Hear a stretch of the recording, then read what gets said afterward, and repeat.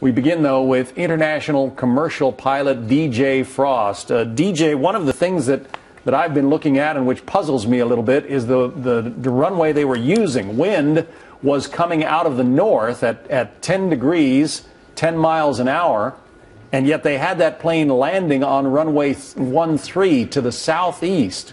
Why would they be doing that? Well, they need to use the instrument landing system, I would assume, looking at the weather conditions. They don't have, it's called an ILS, and they don't have an ILS for runway 31. We can only do visual approaches landing on that runway. So with the weather as it looked at, like to me, they had to do an ILS, and I'm not sure if the other runway was open or not, 4 and 22, which have an ILS. So that was probably the reason, and not just fit within the limitations of most transport category aircraft for tailwind landing.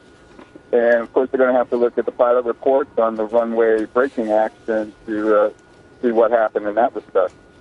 Obscured sky, indefinite ceiling, vertical visibility of 900 feet, AGL, above ground level, snow and freezing fog in the area. This was the weather, the official LaGuardia meteorological report at 10:51. That would have been about 9 minutes before that plane landed. So you think it was simply because of the requirements of the landing system that they don't have that available on the runway better oriented into the wind?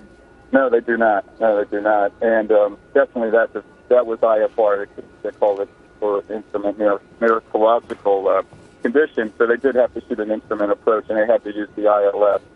I would be curious why 4 and 22 weren't open. They could have used runway 4, would have been better for those wind conditions also. Of course, the Port Authority of New York will have to answer for that also. Yeah, big question moving forward. DJ, stick with us for just a moment.